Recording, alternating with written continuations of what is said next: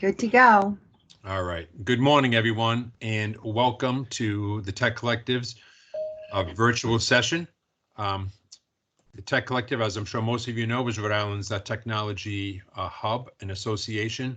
We have, of course, like everybody else, had to make some adjustments over the last several weeks. We actually started working from home in early March to try to get accustomed to these tools. And we have pivoted our in-person meetings and gatherings, trainings to go virtual. We have an increasing number of sessions that are available. Last week we had less than we have this week. Next week we have more. We have a list of over 100 topics that we're working with right now. These lists come from our member-supported steering committees, and one of our most productive and successful steering committees is our cybersecurity steering committee, which has been working over 18 months to help support programming for cyber leaders, cyber practitioners, and small businesses that need cyber help. And we have lots of programs in the cyberspace. Today, we are very happy to be sponsored, have this program sponsored by Vertical 6. You're one of our strongest members. They support us in so many ways, and Vertical 6 has an awesome ability to help businesses of multiple sizes, from very small to small, medium-sized businesses up to hundreds of users, to support your needs from the tech support way. So I would encourage you to take a look at them for your tech needs. They're partnering with a gentleman today, Carl Benevento, who is a cybersecurity specialist. He's going to be sharing his insight and his experience in the realm of physical, social, and cybersecurity concepts. Carl has 30 years of experience in technology and security, with hands-on security experience dealing with real-time cybersecurity attacks and remediation. Carl is a valuable resource to organizations that need cyber preparation. In 2017, Carl secured a relationship with the Professional Insurance Agents, PIA, to help their members through the challenging cybersecurity regulations put forth by the state of New York on the insurance industry that year. To date, Carl's association with the PIA has helped over 300 companies achieve Department of Financial Services cyber compliance. Carl participated in the fall 2019 Tech Collective Cybersecurity Forum that we had here, that Vertical 6 also helped support, along with the D'Alessandro and Wright law firm from Rhode Island. So we've heard from Carl before. He's had great insight. Today's session is on the 5 pillars of NIST. It's intended to be an overview, a higher level look at what these 5 pillars are and why they're important. I would ask you, if you have some questions, to write them into the comment section, and we'll take a look at those and we'll insert those as necessary, as it makes sense. Okay. So thank you all again for joining, and Carl, I'll turn over to you. Great. Thanks, Joe. Thank you. 5 pillars of NIST. So we should all be somewhat familiar with NIST and who they are. I don't know if most folks know this, but NIST is part of the U.S. Department of Commerce. It's been around since 1901. NIST's mission is to promote U.S. innovation and industrial competitiveness by advancing measurements in science, standards, and technology in ways that enhance economic security and improve our quality of life. NIST has published many cybersecurity frameworks and publications. Some examples: SP 853, Security Controls for Information Systems and Organizations. And this is a framework that my company uses quite a bit in the services that it provides. SP 800-171, this particular publication is for keeping confidential, unclassified information safe for DoD contractors. And my last example, a publication that I've referenced quite recently, is NIST Special Publication 846 Rev 2, Guide to Enterprise Telework, Remote Access, and BYOD, Bring Your Own Device Security. So if you're like me, like now, as Joe mentioned before at the beginning of this, you're working from home, and this publication is dedicated to keeping you and your organization safe while you telework from home. So that kind of gives you an idea of what NIST is all about. So why the 5 pillars? Identify, protect, detect, respond, recover. In February of 2013, President Obama issued an executive order to address the issue of repeated cyber intrusions on our nation's infrastructure. The NIST cybersecurity framework was a direct result of this executive order. Primary goals, to help your organization manage cyber risk, to provide a common language to discuss cyber risks, that we all could use, and to create, guide, and assess or improve comprehensive cybersecurity programs. Its purpose is really to provide a high-level strategic view of the life cycle of an organization's management of cybersecurity risk.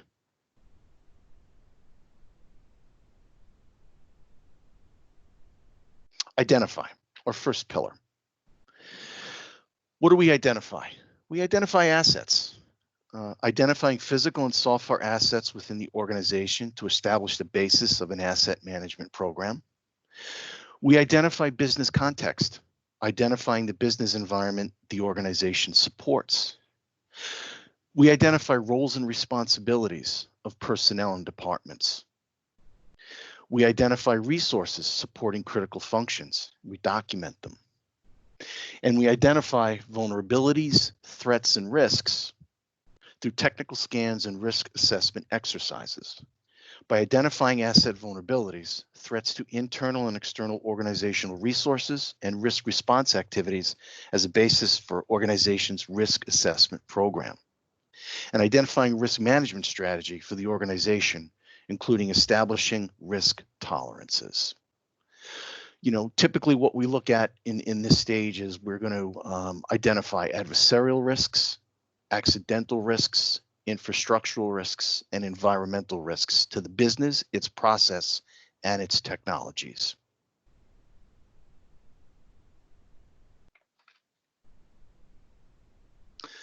Protect. The Protect pillar provides protections for identity management and access control within an organization, including physical and remote access.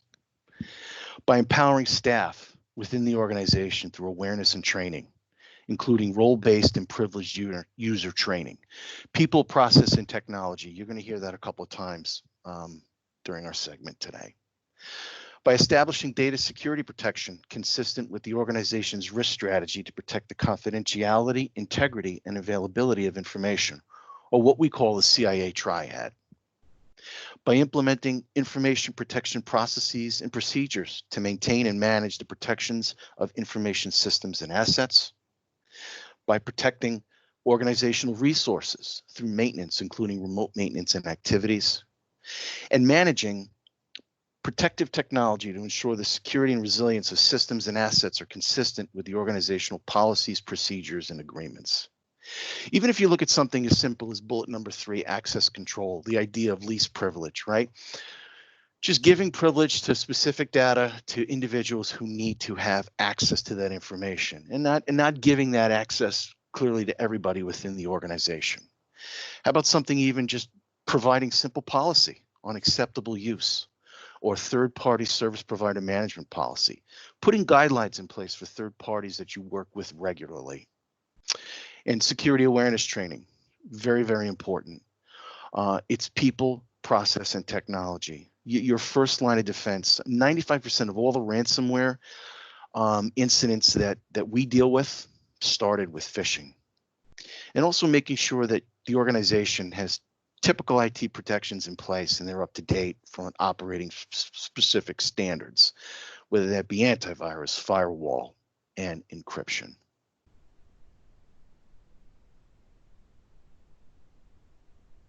Detect. We need to understand a company's known good state or a baseline, right? Through the Detect pillar, we're ensuring anomalies and events are detected and their potential impact is understood. We're implementing security continuous monitoring capabilities to monitor cybersecurity events and verify the effectiveness of any protective measures, including network and physical activities that we may have in place. And we're maintaining detection processes to provide awareness of anomalous events.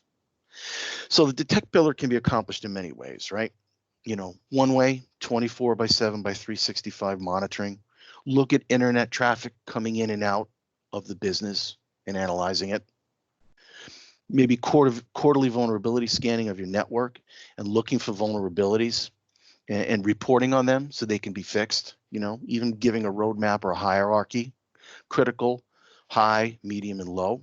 Again, because there are some, you know, how should I say this? There are some risks that we, you know, companies will assume depending upon their technology and what they do for their business. But this scanning process helps identify that. Maybe periodic penetration testing, you know, and that takes that vulnerability scanning a step further. So not only are we looking at vulnerabilities and reporting on them so they could be remediated and removal of the threat, but we're taking that vulnerability now with a penetration test and we're exploiting it. We're seeing how far north to south, east to west we can get within an environment and report on it. It's a much deeper examination, if you will.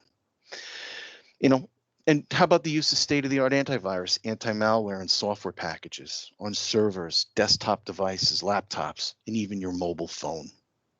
These are ways that we can help through the detect pillar.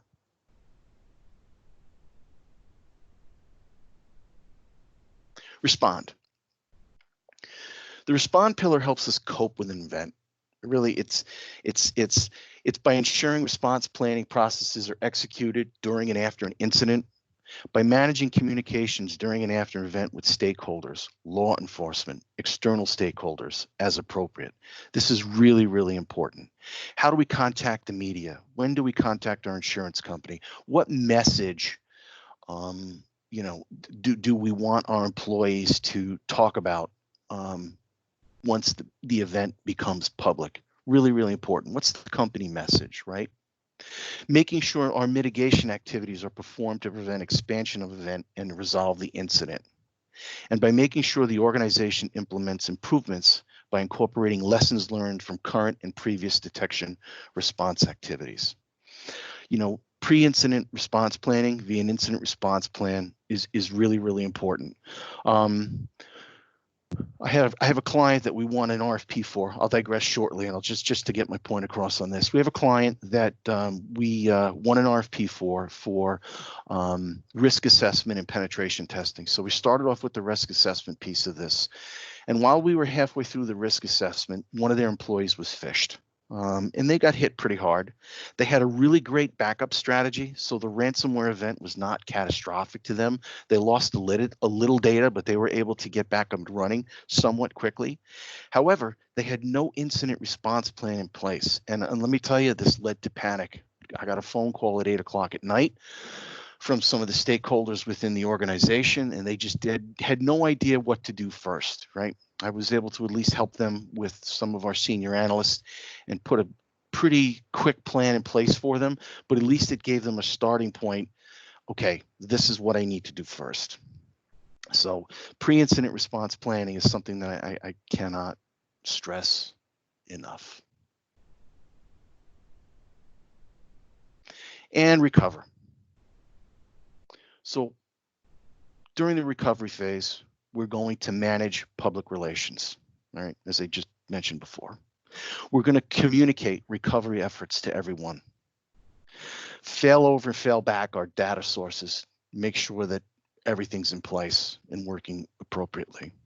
We're going to incorporate lessons learned and implement improvements, but more importantly, we're going to implement improvements on a go-forward basis.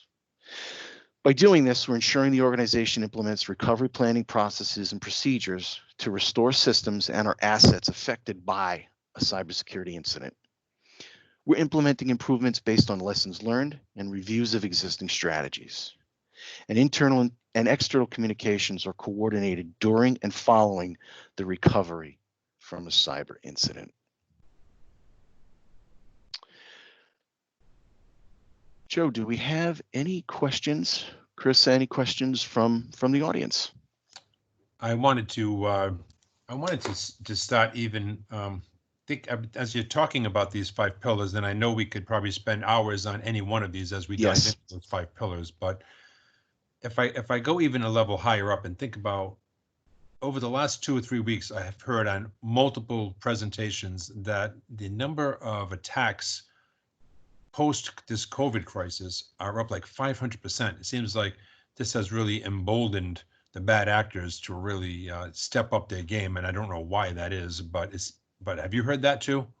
Oh yeah, no, that number is, yeah, I think it was up 634%, I think was what the official, one of the companies that we work with is a company called Know Before. They provide security awareness training, and they have just now shifted their efforts to combat the pandemic folks that are the bad actors that are just trying to take advantage of this situation, through the use of fake remedies, through the use of just trying to get information to try to sell you PPE gear that doesn't exist. Right. Back in the beginning of March, I think it was March 13th through the 15th, there were close to 35,000 websites out there now peddling fraudulent material. That number's in the 6 digits now. And I know that the US government has spoke with our social media companies, Facebook, Google, Reddit, and they agreed to fight this type of fraud. So yes, Joe, it's out there. It's pretty prevalent, and in fact, that's a whole other topic that we could probably spend another 15, 20 minutes on discussing from a statistical perspective to understand the nature of that business. But you are 100% correct. Yeah, so it just seems like more now than ever, businesses need really to be thinking about their security posture. Can you give us some ideas about when should a company consider moving from a non-NIST area, moving into the NIST framework? What are some of the indicators that would say, hey, listen, my business is either the right size or in the right industry that I should be considering, going whole hog into something as well-defined as the NIST framework? Well, I mean, if you just take a look, if you say to yourself, are you confident that your company cannot be breached? Are we confident that our technical resources that are in place right now are sufficient enough to stop a hacking event? Can you say to yourself, are employees confident in the fact that they're not going to click on a potential phishing scam when they receive that email, right?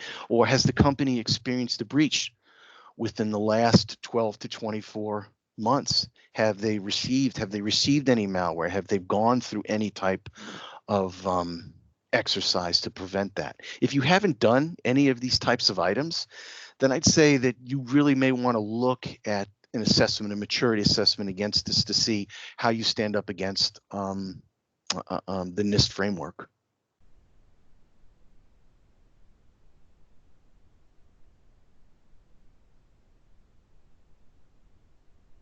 Joe? Joe, you're on mute. I think you're on mute.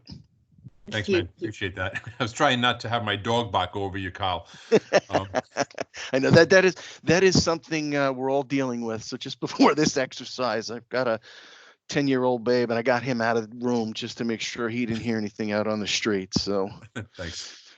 I was looking at, as you was talking, thank you for sharing that, by the way. I was looking at it looks like a flow chart. I mean, it looks like you want to start with identify. Would you recommend, if I'm getting started in my small business, to and start with this NIST framework, that do you take it in that order? Do you identify, then protect, or is there something else that you think is more important to get started? No, this is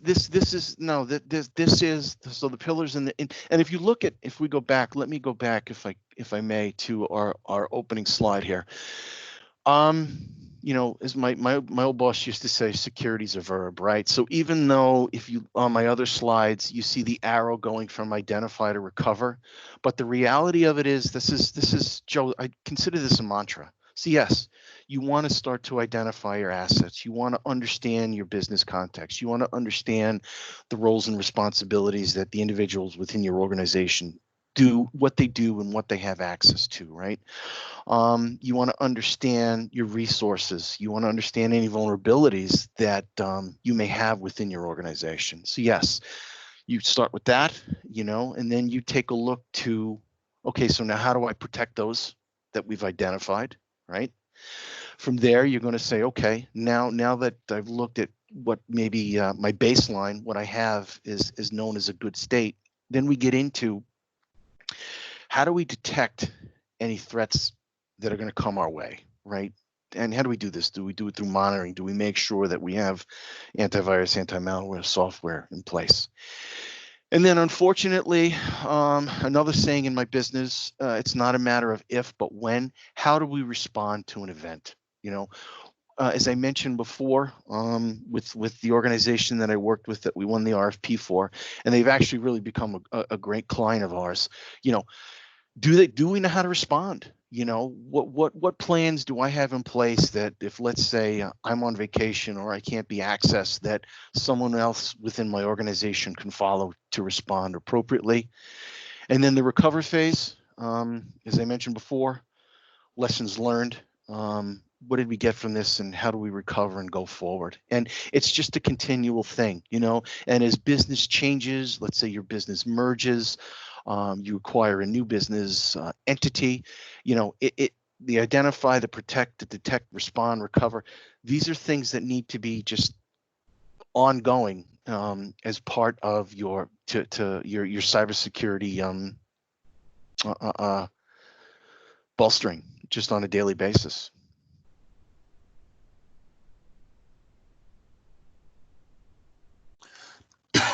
And no, I'm muted again. Sorry about that. So are there suppliers or industries, I'm sorry, customers or industries that are making this an absolute requirement of doing business with them, that, you know, if you want to do business with a certain type of industry or large enterprise business, that they're requiring their suppliers to at least begin the process of a NIST framework? Well, yeah, what you're seeing, especially now down in Rhode Island, that's I'm glad you bring that up, Joe. That's a very good point. You have a lot of DoD contractors, right? So these folks right now have to be responsible for being compliant with DFARS, right? Which is that SP 800-171 that I mentioned in the beginning of our session. And the whole idea behind that is keeping confidential, unclassified information safe. So you have anybody that they may be an electrician, they could make widgets, anything, let's say, to do with electric boat, or any other DoD contractor or subcontractor. There's NIST guidelines, specific NIST guidelines that they have to follow. And now there's a new framework coming out called CMMC. And really what that is, that's the next step for DFARS. So if you are compliant with 800-171 Rev 1 right now, you'll now have a maturity level of 3 for CMMC. The CMMC guidelines aren't fully baked yet in terms of publication, in companies now are starting to get certified on how to audit for it, but that's an example of specific NIST framework that people have to follow. But in general, any organization, if they follow this simple cybersecurity framework version 1.1 of what I presented today, their cybersecurity posture is going to be in so much better of a place than if they haven't done anything at all. Yeah, and it's probably not the kind of thing where you have to get certified. You don't have to have somebody come in and audit you, but just following this framework, you know, it's it puts you in a place where if, God forbid, everything was to happen to you, you do get attacked. I know CEOs that have implemented this have said, hey, we're doing it because the government has put this out there. It's best practice for protecting yourselves. And if I do implement this type of a system, at least I've taken steps that if I ever wind up having to defend myself against a cybersecurity lawsuit or some other bad situation, at least I can say, hey, I did what the government kind of recommended I do. Correct. You have other? Does that make sense? Yep. No, it absolutely makes sense. And it's all about this. You know how it's all about the idea of doing due diligence too.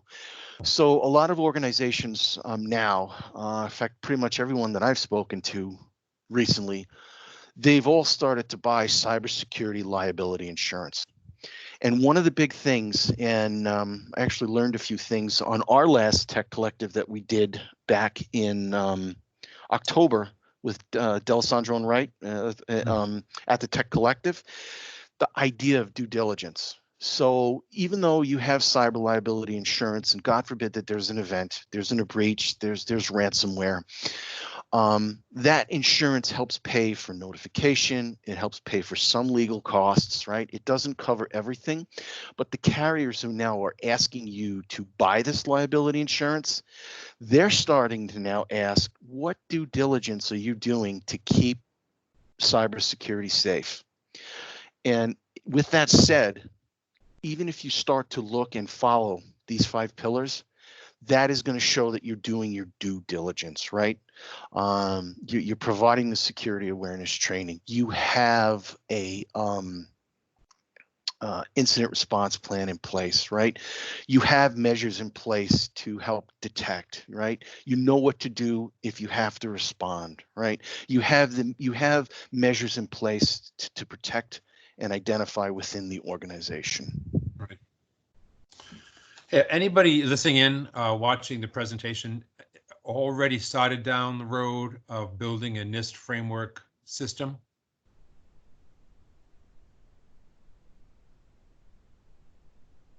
And remember, you are on mute, so you'd have to unmute yourself if you're trying to talk now. Right. So if you haven't started yet, is there anybody who's on the call that's really thinking seriously about modeling their cyber system after the NIST framework?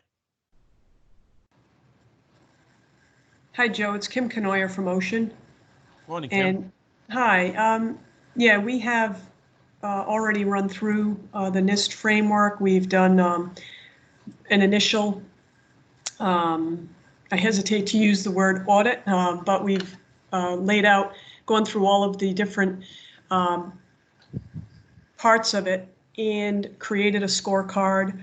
And we're working through, as we identify areas that need to be better secured, if you will. We've been able to identify that and see the areas that we're doing good in and the areas that we need to, bring up to speed. So just doing a continual review of this framework and working to hit goals every 6 months, or every quarter. I'd like to say every quarter, but it's probably closer to the 6-month mark. That's great. That's great. I mean, you're embracing the whole mantra, right? Identify, protect, detect, respond, recover. And it's good to hear that you're on top of this and somebody, that's great. So it seems like you've put a process in place to, help bolster your cybersecurity posture. Yes, exactly. Kim, it's interesting you mentioned that you've created your scorecard, because some of the NIST requests we've had from members is to help them identify a dashboard. What should the KPIs be for them to track as they are moving through their maturity process, right, of NIST. We should probably talk offline, see if that's something you guys might be willing to help us present. Sure. And typically too, Kim, that's something like with those KPIs, that's what our consultants and analysts do. So in our engagements, it's part of it when we do a NIST maturity assessment. That whole grading process is something. And again, NIST has standards for all that, which is great. So even if you have you can go online, get the information, download it, take a look at it, just like what you're doing. From that perspective. And it's continually being updated too. So there's new publication coming out all the time, right? I even know for MSPs and VARs, they have to now follow specific guidelines. Yeah, that topic, the KPIs, and the other topic we get all the time about NIST is, what can you do, which is why we have this presentation today. How can I shorten my learning curve to get up to speed on NIST and get further along that maturity model as fast as we can. If there's anybody else that's thinking about this, have any ideas on what we could do, we could certainly have Kyle come back and talk about any of these 5 areas in more detail. Kyle, is there any other ideas you have of ways that we might kind of shorten the learning curve for companies that are thinking about implementing NIST? Well, I mean, this was a good start, right? So unless, you know, I'm thinking if maybe we could talk about, I could potentially see if I can get one of our consultants to come on the line and talk about the typical things that we pull out when we do our what's looked at when a proper NIST-based risk assessment is done. Maybe something along those lines. We could take a little bit deeper dive. That might be an idea. Okay.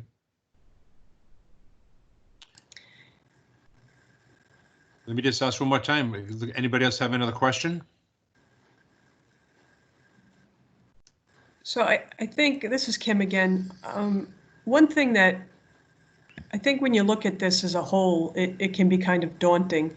Mhm. And when you know, so we based our the NIST assessment on the CIS controls, and I think kind of maybe breaking down each one of these pillars and, you know, listing out the controls and maybe trying to explain to people. So we're kind of doing it in bites.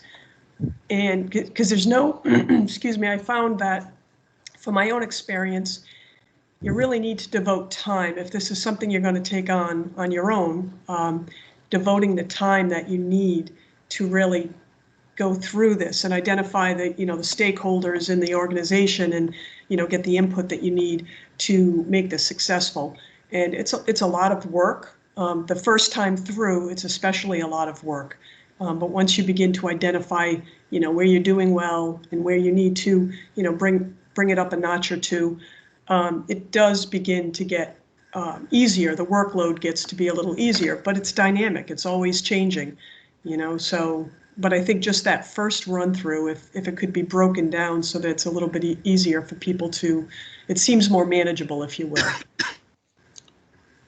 Yeah, so Kim, that's a great point. And the Cybersecurity Steering Committee, as we're pulling together our topics to switch over from in-person meetings to more virtual meetings, you know, that was a place that we landed. And looking at the CIS top 20 topics, each of those controls or tools are going to be topics of meetings, and we're right now recruiting subject matter experts to to be able to put together a similar presentation like we're seeing today on each of those individual ones. So that's something that will be coming probably within 2 weeks. I think we'll probably start that list. If Ocean has any expertise in any of those areas, we'd love to have you guys take a look, or anybody else on the call that has expertise in these top 20 topics for the CIS list. You know, please let us know. Okay. All right. Well, one last shout for calls. One more call for questions. And otherwise, I want to thank Vertical 6 for stepping up and bringing Kyle back to us here for this time this morning.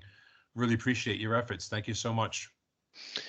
You're quite welcome, Joe. This was, I was glad I could spend time with people today and to talk about this. I mean, again, pretty passionate about it, you know, and especially, like I said, in this day and age with all the nonsense that's going on with the folks trying to take advantage of this pandemic, it's more important than ever now to make sure that companies' cybersecurity postures are in a place that they need to be. Sure, totally. This is the first in our new series we're calling Cyber Tuesdays. Every Tuesday at 10:10, we will have a presentation for the security world. We are going to be rolling out Project Management Wednesdays, probably not until late April, maybe early May. And later this week, we're starting our Data Thursdays as well. So we're going to be having similar themes at similar times to so people can know they can kind of check in. People working from home now, there's a whole new set of challenges for us. And the two things we keep hearing over and over again are, I want this, I want to be able to learn and connect with other people on virtual sessions like this. And that's why we're creating more of this. And then the other thing is people want to give back. People are so thankful that that they have been safe and healthy, and their families have been safe and healthy through this coronavirus situation. And we have 3 ways that the Tech Collective community is giving back to the small business community. And if you're interested in either the Learn and Connect sessions that we're talking about, or how you can give back in cooperation with the Tech Collective, just check out our homepage, and there's links there taking you to both of these areas. You know, our virtual calendar and our volunteer opportunities. But really appreciate Vertical 6. Jana, Rick, thank you both for stepping up today with this program, and continually, you guys just continue to help us provide content and opportunities for our members to learn. Thank you so much. Well, you're welcome. Glad to be able to help. Yeah. Well, everybody, stay happy, stay safe, and we'll catch you on the next one of these. All right, thanks all. Be well, everyone. Bye now.